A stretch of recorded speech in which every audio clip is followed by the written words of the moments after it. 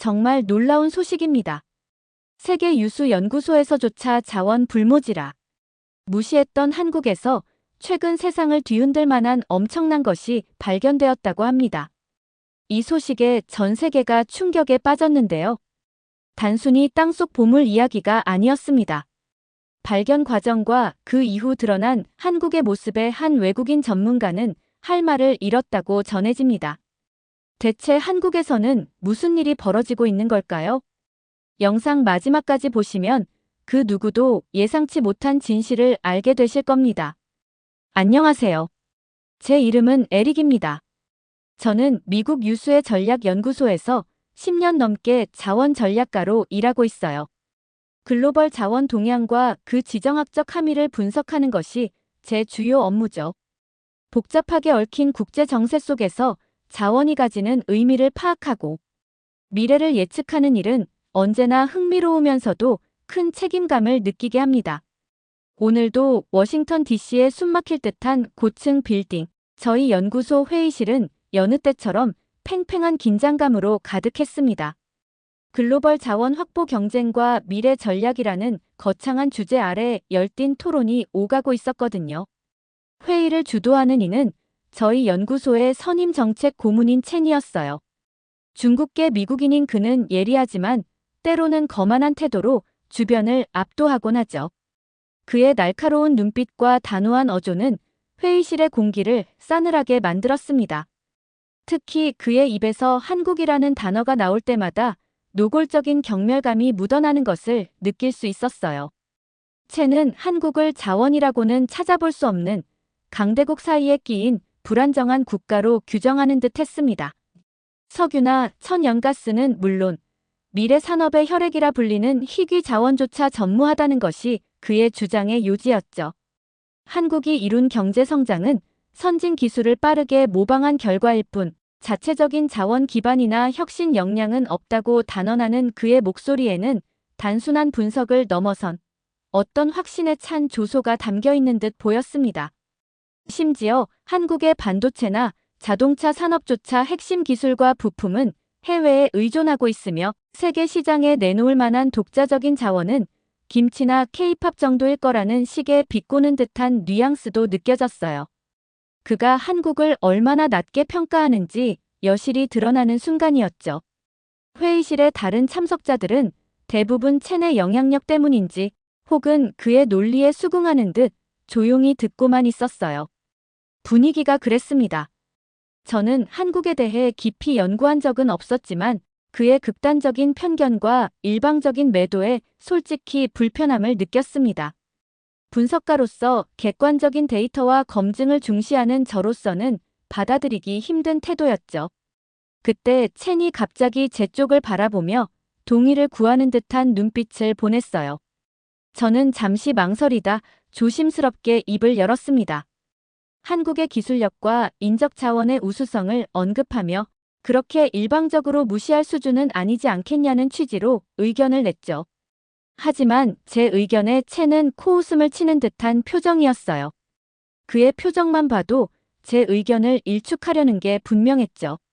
기술은 모방하면 되고 인재는 어디에나 있지만 결국 국력의 근간은 자원이라는 그의 확고한 시각을 다시 한번 드러내는 순간이었습니다.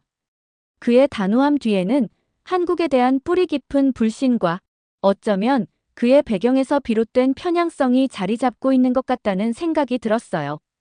물론 그의 주장에 명확한 반박 데이터를 당장 제시할 수는 없었습니다. 하지만 그의 논리가 지나치게 단정적이며 감정적으로 치우쳐 있다는 인상을 지울 수 없었죠. 객관적인 분석이라기보다는 개인적인 감정이 섞인 주장처럼 들렸습니다. 오늘따라 회의실의 냉기류는 유독 한국이라는 주제 위에서 더 싸늘하게 느껴졌어요. 그의 강한 편견이 제 안에 무언가를 건드린 것 같기도 하고요. 그의 단언이 정말 사실일까? 아니면 우리가 놓치고 있는 무언가가 있는 걸까? 하는 의문이 머릿속을 맴돌기 시작했습니다. 회의는 잠시 다른 지역의 자원 분쟁 이슈로 넘어갔고 첸은 유라시아 대륙의 막대한 자원에 대한 자신의 분석을 열정적으로 펼쳐놓기 시작했어요. 하지만 제 머릿속은 여전히 한국에 대한 그의 단정적인 발언들로 복잡했습니다. 정말 한국은 그가 말하는 것처럼 자원의 불모지일까요? 그렇다면 그들은 무엇을 기반으로 지금의 경제적, 기술적 성취를 이루었을까 하는 의문이 꼬리에 꼬리를 물고 이어졌죠. 채는 틈만 나면 한국을 지정학적 완충지대일 뿐인 나라, 기술만 빌려 쓰는 나라, 자원 전략에서 논외인 나라 같은 표현으로 언급하며 자신의 주장을 반복했습니다. 그의 확신에 찬 목소리는 오히려 제 안의 의구심을 더욱 키우는 결과를 낳았어요. 그의 단언이 과연 객관적인 분석에 기반한 것인지 점점 더 의심스러워졌습니다. 회의가 막바지에 이를 무렵 연구소 비서인 리아가 다급한 표정으로 회의실 문을 열고 들어왔어요. 그녀는 손에 든 태블릿을 통해 국제뉴스 속보를 우리에게 보여주었죠. 화면에는 한국 강원도 핵심 희귀자원 대규모 발견이라는 충격적인 헤드라인이 떠 있었습니다. 순간 회의장은 술렁거렸어요. 방금까지 한국을 폄하하던 첸의 얼굴은 당혹감과 불쾌감으로 굳어지는 것을 저는 똑똑히 봤습니다. 그는 즉시 이건 말도 안 된다며 과장된 정보거나 정치적 쇼일 뿐이라는 식으로 애써 태연한 척했지만 그의 목소리는 미세하게 떨리고 있었어요. 다른 참석자들은 흥분하며 즉각적인 사실 확인과 분석팀 파견을 주장하는 분위기였지만 채는 시간 낭비일 뿐이라며 강하게 반대하는 입장이었죠. 그의 반응은 어딘가 부자연스러워 보였습니다. 그날 오후 연구소 전체가 한국발 뉴스로 떠들썩했습니다.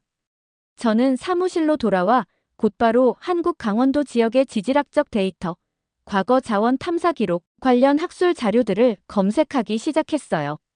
공개된 정보는 제한적이었지만 몇몇 최신 논문들은 한반도 지각, 구조에 대한 흥미로운 해석과 함께 잠재 가능성을 시사하고 있었습니다. 그때 첸이 제 사무실에 불쑥 찾아왔어요. 그는 다시 한번 뉴스가 과장되었으며 아마도 외국인 투자 유치를 위한 한국식 허풍일 것이라는 자신의 생각을 피력했습니다. 제 컴퓨터 화면에 떠 있는 한국 관련 자료들을 보고는 헛웃음을 치며 그런 쪽에 시간 낭비하지 말라는 듯한 충고를 남기고 돌아갔죠. 그의 그런 태도는 오히려 제 호기심을 더욱 자극했습니다. 그의 확신은 어디서 오는 걸까요? 저는 한국지질자원연구원에서 발표한 영문 요약 보고서를 찾아 읽어봤습니다. 내용은 매우 전문적이었지만 발견된 자원의 구체적인 종류나 매장량에 대해서는 미래 산업의 핵심 동력이 될 희귀 원소군이라는 다소 전략적으로 모호한 표현을 사용하고 있었어요.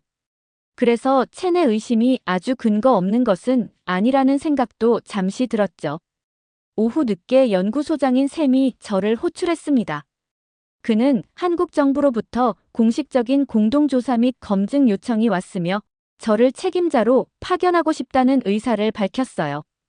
뜻밖의 제안이었지만 어쩌면 제가 직접 진실을 확인할 기회일지도 모른다는 생각이 들었습니다. 연구소 복도에서 마주친 채는 이미 소식을 들었는지 결국 시간만 버리고 올 거라며 한국은 자원 탐사보다는 그냥 관광이나 하고 오라는 식의 비아냥거림을 던졌습니다. 그의 냉소적인 태도 앞에서 저는 오히려 오기가 생겼어요. 사무실로 돌아와 잠시 고민했지만 전략 분석가로서 직접 확인하지 않은 정보를 토대로 판단할 수는 없다는 결론에 이르렀습니다. 저는 샘에게 연락해 한국 방문 제안을 수락하겠다는 의사를 전달했어요. 직접 제 눈으로 확인하고 데이터를 분석하고 진실을 밝혀내리라 다짐했죠. 제 안에 분석가로서의 본능과 호기심이 꿈틀거리고 있었습니다. 첸의 편견이 맞을지 아니면 제가 새로운 사실을 발견하게 될지 직접 부딪혀보기로 결심한 겁니다. 한국으로 떠나기 전 일주일은 정말 정신없이 흘러갔습니다. 관련 보고서를 검토하고 현지 기관과의 연락을 조율하고 혹시 몰라 기본적인 한국어 인사말과 문화적 에티켓을 익히는데 시간을 쏟았죠. 연구소 내에서는 여전히 한국의 자원 발견 소식을 둘러싼 갑론을박이 이어졌고 특히 첸과 그의 동조자들은 회의적인 시각을 거두지 않았습니다. 그들의 수군거림이 제 귀에도 들려왔지만 이제 제 마음은 이미 현장으로 향하고 있었어요. 출국 전날 밤, 짐 정리를 거의 마쳤을 때 첸이 다시 제 사무실을 찾았습니다. 그는 자신의 오랜 경험과 데이터 분석을 근거로 이번 한국의 발표는 분명 과장된 것이며 아마도 정치적인 의도가 숨겨져 있을 것이라고 재차 강조하는 듯 했어요. 특히 자신이 아시아계로서 아시아의 자원 상황을 누구보다 잘 안다는 점을 내세우며 중국의 막대한 히토류 매장량과 비교했을 때 한국의 발표는 신뢰하기 어렵다는 논조였죠. 그의 말에는 여전한 확신과 더불어 혹시라도 자신의 판단이 틀렸을까봐 불안해하는 듯한 미묘한 긴장감마저 느껴졌습니다. 그의 주장이 점점 더 객관적인 분석보다는 개인적인 편견에 기대고 있다는 인상을 받았어요. 저는 모든 가능성을 열어두고 직접 확인한 후에 판단하겠다는 원론적인 입장을 밝혔습니다. 그는 씁쓸한 미소를 지으며 제 책상 위에 서울 야경 사진이 인쇄된 낡은 여행 가이드북 하나를 툭 던지더군요. 돌아오면 자신의 말이 맞았음을 알게 될 거라는, 한국에서는 별다른 소득 없이 관광이나 하게 될 거라는 듯한 그의 마지막 태도는 조롱처럼 느껴졌습니다. 창밖 어둠 속에서 저는 한국 관련 자료를 마지막으로 훑어보며 과연 무엇이 진실일지 깊은 궁금증을 안고 잠시 눈을 감았습니다. 다음 날 14시간의 긴 비행 끝에 인천국제공항에 도착했어요. 기내에서 관련 자료를 다시 검토하고 급하게 익힌 한국어 표현들을 되뇌었지만 마음 한구석의 긴장감은 쉽게 가시지 않았죠. 하지만 비행기에서 내린 순간부터 저의 모든 예상은 빗나가기 시작했습니다. 공항 내부는 제가 상상했던 것 이상으로 거대하고 현대적이며 놀랍도록 효율적으로 운영되고 있었어요. 높은 천장과 눈부신 자연 채광, 곳곳에 설치된 첨단 디지털 안내판과 깔끔한 시설들은 깊은 인상을 주었습니다. 한국어 외에도 영어, 중국어, 일본어 등 다양한 언어로 안내 방송이 흘러나왔고 특히 눈에 띄게 많은 중국어 안내 표지판과 유창한 중국어로 중국인 관광객들을 응대하는 안내데스크 직원의 모습은 첸의 편견과는 사뭇 다른 현실을 보여주는 듯했죠. 입국 심사는 놀랍도록 빠르고 간편한 자동화 시스템으로 진행되었고 심사관은 제 방문 목적을 듣고는 호의적인 미소를 보이며 영어로 몇 가지 질문을 건넸습니다. 수화물을 찾고 도착장으로 나가자 한국지질자원 연구원의 재준 연구원이 환한 미소와 함께 유창한 영어로 저를 맞이했어요. 그의 젊고 활기찬 모습과 자신감 넘치는 태도는 신선하게 다가왔습니다. 공항에서 서울 시내로 향하는 리무진 버스 안에서 창밖으로 펼쳐지는 풍경은 첸이 묘사했던 기술만 빌려 쓰는 후진국의 모습과는 거리가 멀었습니다. 세련된 디자인의 건물들, 잘 정비된 도로망, 그리고 곳곳에 조성된 녹지 공간의 조화는 놀라웠어요. 재준 연구원은 옆에서 한국이 자원 부족이라는 한계를 딛고 어떻게 지금의 발전을 이루었는지, 특히 교육과 기술 개발에 대한 투자, 그리고 국민들의 강한 의지에 대해 차분히 설명해 주었습니다. 그의 목소리에는 최근의 자원 발견에 대한 자부심이 은은하게 배어 있었죠. 서울 시내에 들어서자마자 마주한 거대한 고층 빌딩 숲, 활기차면서도 질서정연한 사람들의 모습, 화려한 디지털 광고판과 깨끗하게 정비된 거리는 제 안에 남아있던 마지막 편견마저 허물어뜨리는 듯 했습니다. 호텔 역시 최첨단 시설을 자랑했고 방 창문 너머로 보이는 서울의 야경은 마치 영화의 한 장면처럼 비현실적으로 아름다웠어요. 재준 연구원은 다음 날 강원도 현장 방문 일정을 상세히 안내해주고 헤어졌습니다. 침대에 누워 천장을 바라보며 저는 첸이 했던 말들과 제가 직접 경험한 한국의 모습 사이의 거대한 간극을 실감했어요. 선입견이라는 것이 얼마나 위험한지 직접 보지 않고 판단하는 것이 얼마나 어리석은 일인지 온몸으로 깨닫는 순간이었습니다. 내일부터 시작될 본격적인 조사에 대한 기대와 약간의 불안감이 교차하며 쉽게 잠들지 못하는 밤이었죠. 다음 날 이른 아침, 저는 재준 연구원과 함께 강원도를 향해 출발했습니다. 서울의 번잡함을 벗어나 동쪽으로 향하는 고속도로는 놀랍도록 잘 관리되고 있었어요. 옆으로는 KTX 고속열차 선로가 나란히 달리는 모습이 보여 한국의 발달된 인프라를 실감할 수 있었죠. 차창 밖으로 시시각각 변하는 풍경은 정말 장관이었습니다. 겹겹이 이어진 산과 푸른 계곡이 끝없이 펼쳐졌어요. 옆자리에서 제준연구원은 한반도의 복잡한 지질 구조와 과거 자원 탐사가 왜 미진했었는지, 그리고 최근 첨단 탐사 기술의 발달로 어떻게 새로운 가능성이 열리고 있는지 차분하게 설명해 주었습니다. 그의 설명을 들으며 저는 한국이 가진 지리적 특성에 대해 조금 더 이해하게 되었죠. 약 3시간 정도 달렸을까요? 우리는 깊은 산속에 자리한 연구기지에 도착했습니다. 겉보기에는 여느 연구소와 크게 달라 보이지 않았지만 입구에서부터 홍채 인식과 지문 스캔 등 삼엄한 보안 절차를 거쳐야 했어요. 내부는 예상보다 훨씬 넓고 첨단 연구 장비들로 가득 차 있었습니다. 흰 가운을 입은 수십 명의 연구원들이 각자의 모니터와 실험 장비 앞에서 분주하게 움직이고 있었는데, 한국인뿐만 아니라 다양한 국적의 연구자들이 함께 일하는 모습이 인상적이었어요. 글로벌 협력이 이루어지고 있다는 증거겠죠. 제준연구원의 안내로 중앙 분석실에 들어서자 강원도 연구기지의 책임자인 선우 수석 연구위원이 우리를 맞이했습니다.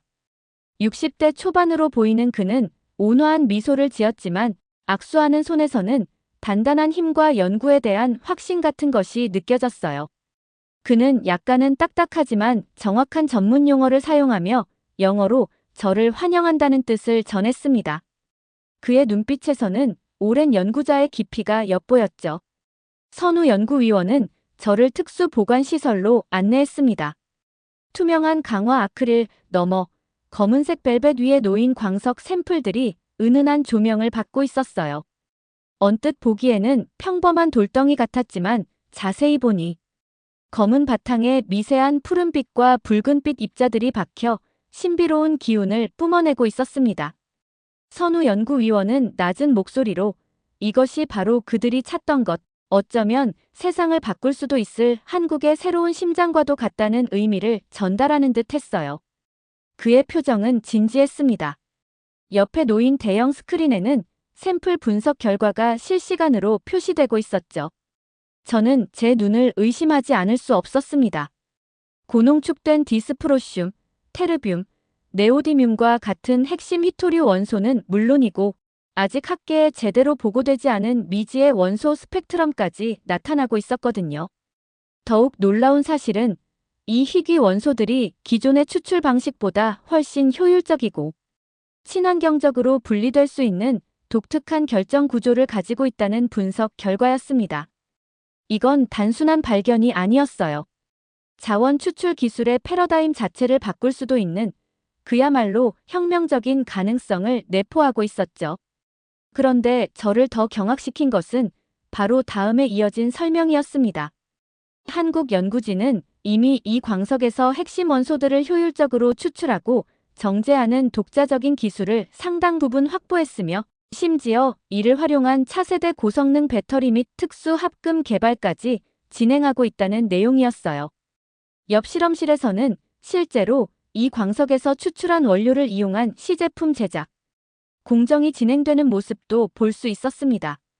기초 탐사에서부터 발견, 분석, 추출, 응용 기술 개발까지 이어지는 완벽한 연구개발 체인이 이미 구축되어 있었던 겁니다. 이것은 정말 충격적이었어요. 점심 식사를 겸한 자리에서 선우 연구위원은 이 모든 것이 지난 10여 년간 정부의 체계적인 지원 아래 극비리에 진행된 장기 프로젝트의 결과이며 국제사회에 공개하는 시점을 신중하게 저울질해왔다는 점을 넌지시 알려주었습니다. 저는 그들의 철저한 준비성과 장기적인 안목에 깊은 경외감을 느낄 수밖에 없었죠. 이것은 단순한 자원 발견을 넘어 한국이라는 나라가 가진 숨겨진 잠재력과 미래를 향한 집념을 보여주는 명백한 증거였습니다. 첸의 편견이 얼마나 현실과 동떨어져 있었는지, 그의 주장이 얼마나 근거 없는 것이었는지 새삼 뼈저리게 깨닫는 순간이었어요. 제 가슴은 복잡한 감정으로 뛰기 시작했습니다. 오후 일정은 실제 광산 현장을 방문하는 것이었습니다. 연구 기지에서 그리 멀지 않은 산 중턱에 위치한 광산 입구는 제 예상과는 달리 매우 조용하고 깨끗했어요.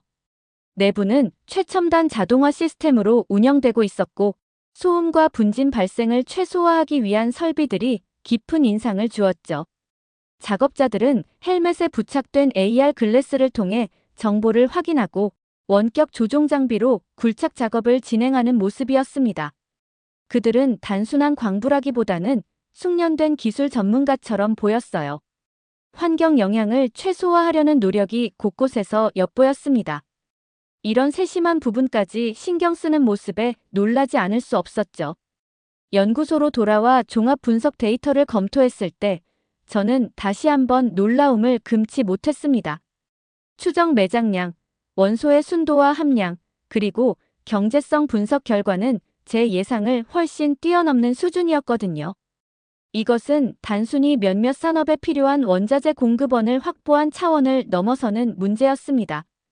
에너지 전환, 우주항공, 양자 컴퓨팅 등 미래 산업, 지형 자체를 뒤흔들 수 있는 잠재력을 가진 그야말로 전략적 자산이었어요. 이 데이터 앞에서 저는 잠시 말을 잃었습니다. 저녁 무렵 연구소 건물 테라스에서 멀리 펼쳐진 강원도의 첩첩산중 너머로 지는 붉은 노을을 바라보며 깊은 생각에 잠겼습니다. 미국을 비롯한 세계는 이제 막 이 사실을 알게 되었지만 한국은 이미 오래전부터 조용히 그리고 아주 치밀하게 미래를 준비하고 있었던 것이죠. 체내 오만과 편견이 얼마나 어리석고 근거 없는 것이었는지 명확해지는 순간이었습니다. 그에게 어떤 방식으로 이 충격적인 현실을 전달해야 할지 고민이 깊어졌어요. 단순한 보고 이상의 의미를 담아야 했죠. 다음 날 저는 재준 연구원과 함께 광산 인근 마을을 찾았습니다. 광산 개발이 지역 사회에 미치는 영향을 직접 확인하고 싶었기 때문이에요. 구불구불한 산길을 따라 내려가자 잘 가꾸어진 정원과 현대적인 주택, 그리고 오래된 한옥이 아름답게 조화를 이루는 작고 아담한 마을이 나타났습니다. 마을은 놀라울 정도로 깨끗하고 평화로워 보였어요. 개발 현장 인근이라고는 믿기 어려울 정도였죠. 마을 회관에서 저희를 맞이한 사람은 70대로 보이는 호진 이장이었습니다. 그의 주름진 얼굴에는 오랜 세월의 지혜와 따뜻함이 묻어났어요. 마을 회관 한쪽 벽에는 마을의 역사를 보여주는 낡은 흑백 사진들과 함께 광산 개발, 이후 마을이 변화된 모습을 담은 컬러 사진들이 나란히 걸려 있었습니다.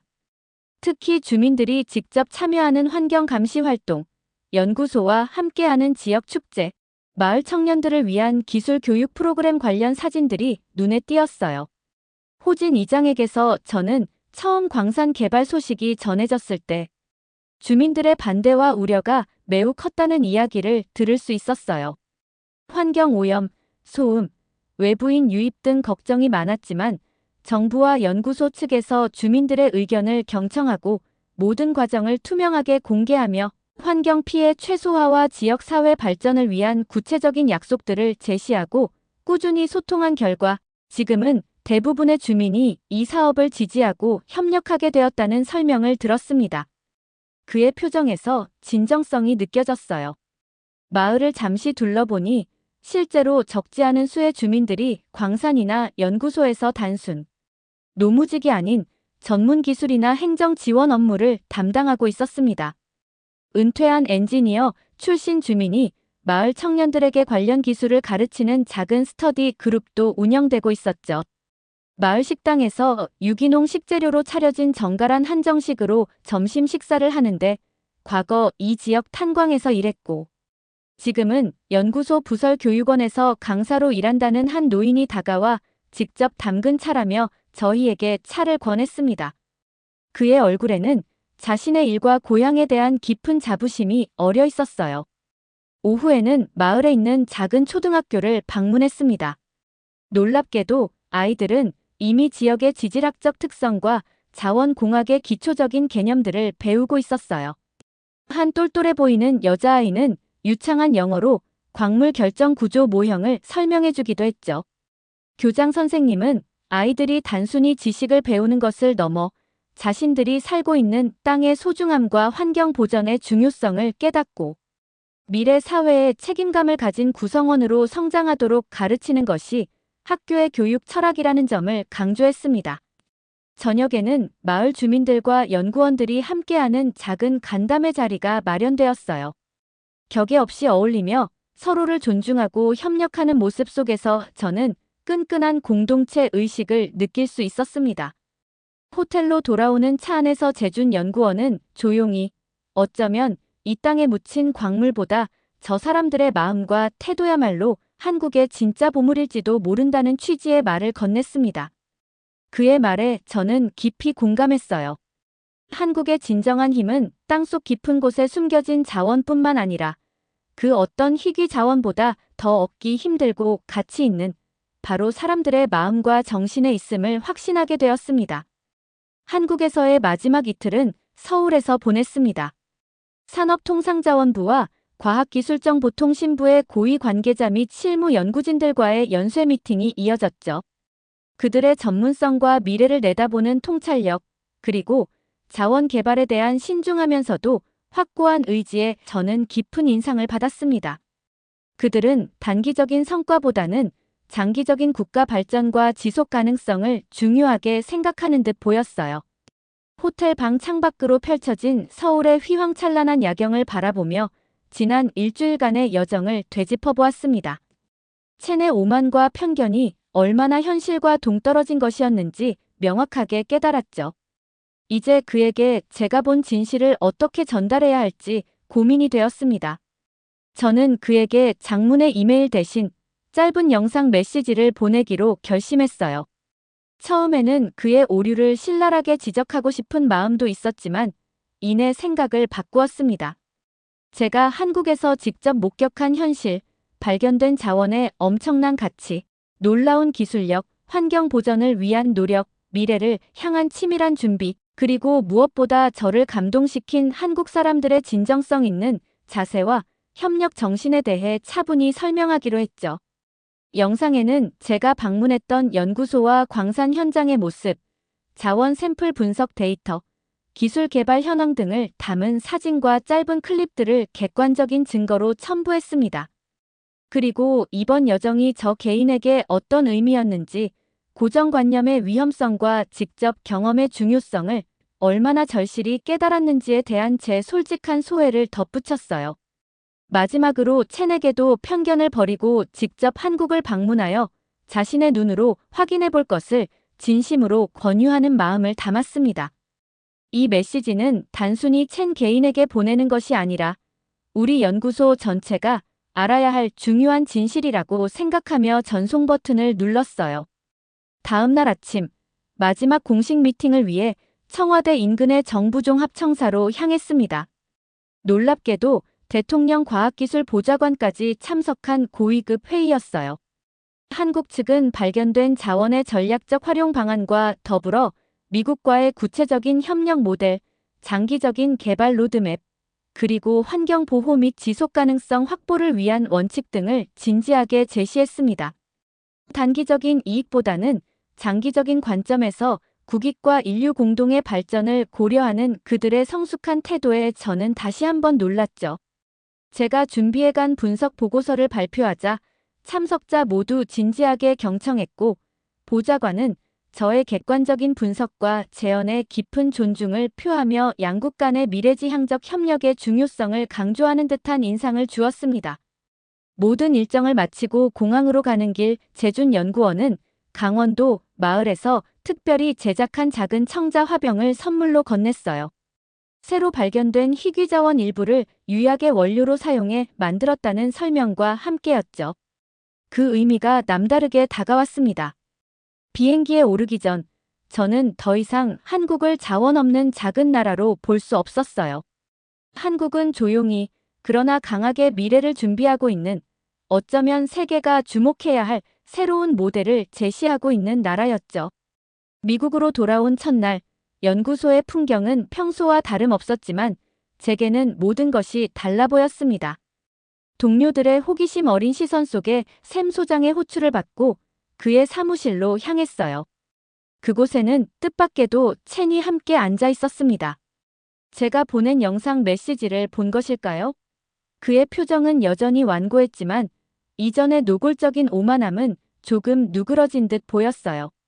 샘 소장은 제게 다음 날 열릴 전체 확대 회의에서 한국 방문 결과와 분석 내용을 공식적으로 발표해달라고 요청했습니다. 저는 발표 자료를 준비하며 단순히 희귀 자원의 과학적 데이터와 경제적 가치 분석에 그치지 않기로 했어요. 제가 한국에서 직접 경험하고 느꼈던 것들인 자원의 진정한 의미, 기술력의 이면에 있는 노력, 그리고 무엇보다 사람들의 태도와 정신의 중요성까지 담아내기로 결심했습니다. 다음 날 정부 및 관련 기업 관계자들까지 참석한 대규모 회의에서 저는 차분하게 발표를 시작했습니다. 발견된 희귀 자원의 구체적인 특성과 막대한 경제적 가치, 다양한 미래, 산업 분야에서의 응용 가능성을 객관적인 데이터와 그래프로 제시했죠. 이어서 추출부터 응용까지 전 단계에 걸친 한국의 독자적인 기술 수준, 특히 우리가 배워야 할 환경 친화적인 공정 기술에 대해 상세히 설명했습니다. 발표의 마지막, 저는 한국이 자원 부족이라는 약점 속에서도 좌절하지 않고 끊임없이 미래를 준비해왔다는 점, 그리고 그 과정에서 보여준 겸손함, 책임감, 협력의 정신이야말로 발견된 자원의 진정한 가치를 결정하는 핵심 요소임을 강조했어요. 우리가 단기적인 자원 확보에 집중할 때 한국은 이미 미래 그 자체를 준비하고 있었습니다라는 메시지로 발표를 마무리했습니다. 질의응답 시간에 첸이 자리에서 일어났어요. 순간 긴장했지만 그는 의외로 제 분석의 객관성을 인정하는 듯한 태도를 보이면서도 발견된 자원의 정확한 규모와 상업적 개발의 경제성에 대해 몇 가지 예리한 질문을 던졌습니다. 이전의 적대감 대신 전문가로서의 신중함이 엿보이는 태도 변화였죠.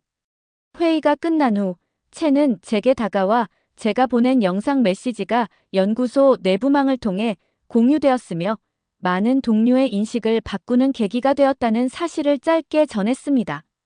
그의 표정은 여전히 복잡해 보였지만 이전과는 분명 달랐어요. 그날 저녁 샘 소장은 저를 다시 불러 한국과의 희귀자원 공동 연구 및 전략적 파트너십 구축 프로젝트의 총괄 책임자를 맡아달라고 공식 제안했습니다. 저는 망설임 없이 그 제안을 수락했어요. 창밖으로 보이는 워싱턴의 야경은 한 달 전과 같았지만 그것을 바라보는 저의 시선과 마음은 완전히 달라져 있었습니다. 제 책상 위에 놓인 작은 청자 화병은 이제 단순한 기념품이 아니었어요. 그것은 제가 한국에서 배운 겸손과 혁신, 미래를 향한 비전, 그리고 무엇보다 사람의 마음이 가진 무한한 가능성을 일깨워주는 소중한 상징이 되었죠. 저의 새로운 여정은 이제 막 시작되고 있었습니다. 여러분, 오늘 우리는 한 사람의 깊은 편견이 어떻게 예상치 못한 감동적인 발견으로 이어졌는지 에릭의 특별한 여정을 함께 따라가 보았어요. 처음에는 자원 불모지라 폄하받던 한국이 사실은 땅속 깊은 곳에 귀한 보물을 품고 있었을 뿐만 아니라 무엇보다 그 땅 위에서 묵묵히 미래를 준비해온 사람들의 뜨거운 열정과 지혜, 그리고 따뜻한 마음이야말로 진정한 자산이라는 것을 알게 되었죠. 저는 에릭의 시선을 따라가면서 섣부른 판단 대신 열린 마음으로 세상을 바라보는 것의 중요성을 다시 한번 느꼈습니다. 보이지 않는 곳에서의 헌신과 노력이 얼마나 큰 변화를 만들 수 있는지 깊은 감동을 받았어요. 오늘 이야기가 여러분의 마음에도 작은 울림을 주었기를 바랍니다. 저희 채널에 보내주시는 따뜻한 관심과 응원에 항상 진심으로 감사드려요. 앞으로 더 좋은 이야기로 찾아뵐 수 있도록 구독과 좋아요, 알림 설정으로 저희 여정에 함께 해주시면 정말 큰 힘이 될 거예요. 다음 영상에서 또 만나요.